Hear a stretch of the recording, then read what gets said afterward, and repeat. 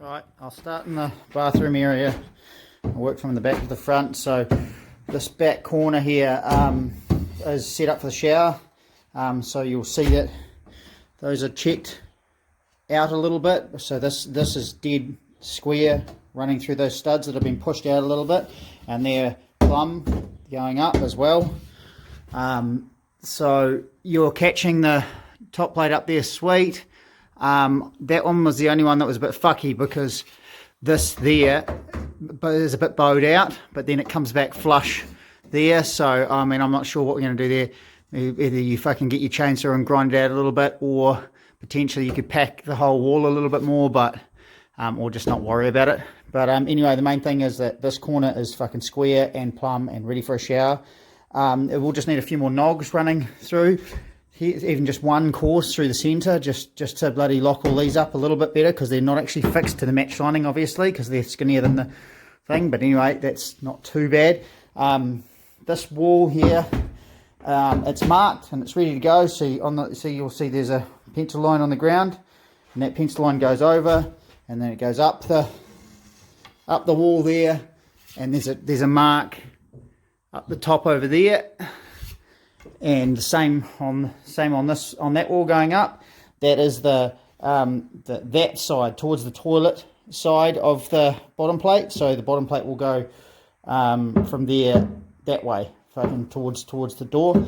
And I started marking out. I mean, I just ran out of time, but anyway, I started marking out where the bottom plate where the door would be cut out and all that kind of stuff. But I mean, you can figure that out. I'm sure that's not real difficult. Coming through into this area, you're definitely going to need, obviously, the same thing. This there wasn't square to the room, wasn't the same as the rest of the room. So that's why it's packed from a fat one tapering down to a check-in at that side. So you're going to need to run another, like, shoot on a bit more fixing that's flush with this pink timber, because this pink timber's right and that bit of remo is fucking wrong. And then you'll have fixing for your sheets at the top. Out here, I think that's all pretty sweet, because this was all just fucking hanging. There was the floorboards went underneath it to support this wall, so now that's not hanging anymore. For fuck's sake. So the weatherboards have all been done out here. Those two fucking things have all been patched. Now I left off the bottom course, because I'm not sure whether someone's going to have to get underneath there for plumbing, or whether you guys just don't really care and you just want to leave it as airflow. I mean, it's underneath the carport, so it doesn't really matter. Cosmetically, I would have liked to have continued a weatherboard on across the front of that, just to make it look pretty, but whatever, when it's painted it'll be fine. Just because mainly just in this corner, like there used to be a board there, so it'd fill in over in there, and it'd fill in over in there. You could do something similar to what I've sort of done there, just 45 it around the corner, or miter it around the corner. But whatever, that's up to you. That's mainly most of the first room sorted. Oh fuck, that's the other thing. Fuck. So the plumbing. None of the sheets have been fixed off. They've been fixed. They've been screwed down at their corners and wherever they cross a bearer or a joist. So they still need, but then there's fixing the whole way across every joint of every sheet. So they'll need more screws, and they'll be screwed off properly. But I didn't want to do it yet, because I don't know whether when the plumbing gets done, whether it might be easier to pull them up to run it or whatever, because it's pretty tight under there. This last sheet is the only one that we haven't done the insulation. So that's just screwed down, and underneath you can get straight down, because all of the plumbing that coming in from the hot water cylinder, stuff going to the toilet, all that kind of shit, all of those connections and shit are just underneath here. So if you pull this up, you'll have access to all of that, and then you can tee off that shit and run it over towards the kitchen, and then put the insulation in last, because obviously once the insulation's stapled in there, it's a dick to get through.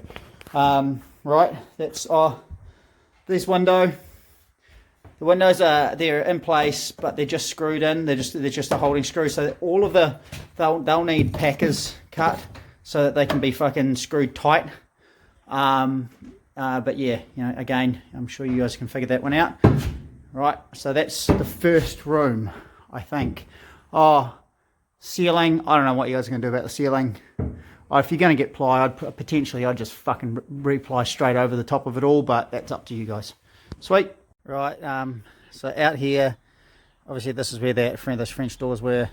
There was a sill for the French doors that came in, and see, it made that fucking ugly bit there, so that needs to be patched. I don't think that the fascia board will be wide enough to cover it, so what our plan was because we don't have very much of this wider profile, it's fucking real hard to get, but that one there is not too bad, and there's a bit of tin and it's a bit shit anyway.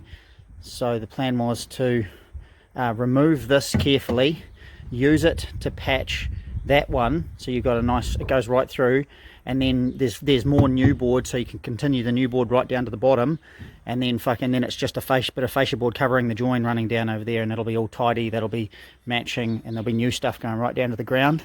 And then there's obviously over here, this is where the shit's got to be done for the gas, because like this all has to be sealed down to the ground, because you can't have gas tanks coming off for the Renai, all down, right there, has to be sealed right down to the bottom, so the gas can't go underneath the house if the gas bottles leak. But that's now this stuff here, that's where the old window was, and at that you could either just use fascia board and just patch it round to cover the join, with a flashing over the top, and that window needs a flashing over the top as well, and that one needs a flashing over the top. Or you could potentially cut up there and then fucking replace this section right back to this join with new shit. I don't know, that's up to you guys. Once it's painted, fuck, who gives a shit. Right, I think that's about it. Right, coming into this lounge room, there's not too much that needs to be done, obviously, apart from all the flooring needs to be, the finishing screw off needs to be happening, because the same thing, it's just screwed it at wherever the beer is run through. Now this wall is going to be a little bit tricky, just because everything's different gauges, and the wall's on the piss.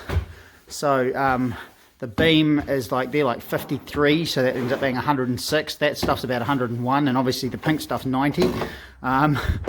So it just needs rips. Like I would have had we had the table saw, and that was going to be the next mission, is we were going to rip strips the right thickness and pack out the studs so that everything matches. But like you've got back over there, you've got the old sarking or whatever that's on there. So I don't know whether you use that as your guide and pack everything back out to that. There's not really much in the way of fixing across the top, but if you guys are using ply, you might get away with that. Same thing, this needs to be packed.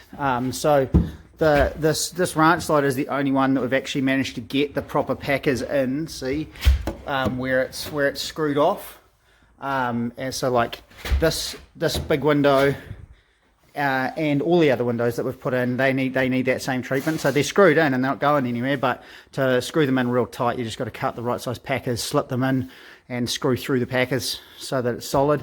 The fixings done across the top and across the bottom for your sheets. There's fixing in the corner and there's fixing over that corner, so that's all pretty sweet.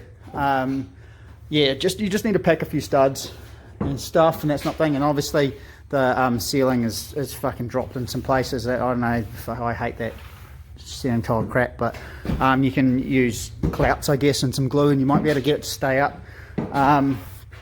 So oh yeah, I don't know what you can do about that, because I mean, it's in the middle of the room now.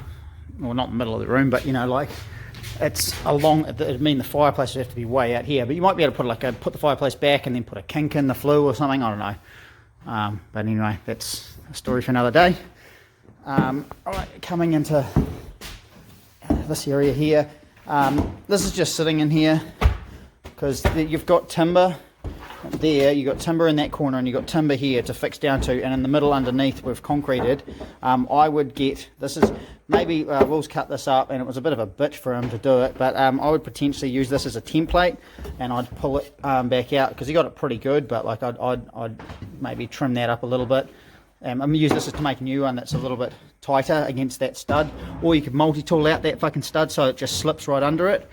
And then once it's got its bottom plate through, and we were going to run a bottom plate, a stubby one going across there and close off that very corner, obviously bottom plate through there, and then a bottom plate from there through, and just so you can actually get your little internal walls set up. But I would, once you've got your ply sussed, I mean the bottom plate, if you did a bottom plate across over there, it would actually cover that fucking cutout, and this bit of ply would actually be fine. But anyway, whatever. Again, that's up to you guys. I would this bit of ply, I would pull it up. I would fucking get some good blobs of either liquid nails or some Sikaflex or anything that'll say it'll bond to cement. And I'd just put some big blobs fucking underneath it in quite a few places. Then I'd fucking shoot it down or screw it down to the fucking timber and the corners, and then stay off it until that glue's gone, and then this will be nice and solid. It had to be higher than this floor because we just had no room under there for any kind of foundation or anything underneath there. So but I think that'll work. There'll be a little step going up onto it, but once it's carpeted and shit, that'll be fine. Right. That should be ready for your lining. This window here, same thing. This is all in, but these studs there flush with the outside, so the weatherboards can be fixed to them, but they need to be packed on the inside. And yeah, we managed to not strip this whole wall back, so you can maybe get some more brown board to patch it, or whatever you want to do. Right, up here, this is a little bit tricky, but not too bad. So that beam runs through, and see, if you see up there, the match lining is just below the top of it. So I was going to cut like a fucking 20 by 20 fucking bead or something, and I was just going to shoot it onto the top of onto the top edge of that beam, so that you could then screw the match lining back up, and you'd be able to use the match lining to fix whatever you decide you want to fucking fill this ceiling in with, and then just pack the last little bits down with match lining. You might need to run a fresh course of timber across from there through to there, through like that, so that you've got fucking fixing at the top there for the ceiling. Yeah, that's about it. This wall's tied into there, so that's all sweet. Yeah, I think that's about everything for this. So then there's this bit of fascia board needs to cover up that join. There's fascia board there, otherwise we'll chuck it inside, but that piece there is the bit that came off. It just didn't quite go to the bottom, and it was a bit rough a little bit rotty at the end. I mean, everything that we're pulling out, I mean, if you look at this, it's all dotted with borer, and it's all pretty shit. So, I mean, I don't know. I personally don't like to reuse when I pull off crap timber like that. I think it's ridiculous to reuse it. I'd just always replace it with something new, but yeah, man, that's up to you guys. But this corner is all pretty sweet. The weatherboards have been replaced where they had to be replaced. That window ended up going in because that window fucking didn't survive the de-install. But it's probably a better window anyway. All of these fucking these windows, because the water can still drive in through these fucking sides. Now you can get from Bunnings, they call them fucking what's the bloody rusticated, yeah, they're rusticated plugs, end plugs, and they're cut to match that same profile of the rusticated boards, and you just fucking a little bit of silicone, and they can slip in and they can seal up all of these points down the sides where there's a gap. Otherwise, mate, it's up to you guys. You could just fucking cork it with a bit of silicone or whatever you want to do and paint over the cunt, but that's up to you. This does run down quite low, but Scotty said he wanted to do a concrete nib. We did that on purpose because Scotty said he wanted to run a concrete nib to try and divert the water that still runs underneath the house from this side. But yeah, that's all pretty sweet. Okay, I'll scratch my head and see if I can figure out what else. I mean, I don't know about this carport too. Like, that's, fuck, I don't know. You know about that though. Actually, that's another thing. So that door frame that's sitting there, it's labelled foyer. That's the one for there. There's another one that we took out for the next one, and there was a spare one that must have come out when, I don't know, when you guys did the demo, and that door frame is set up for that spare one.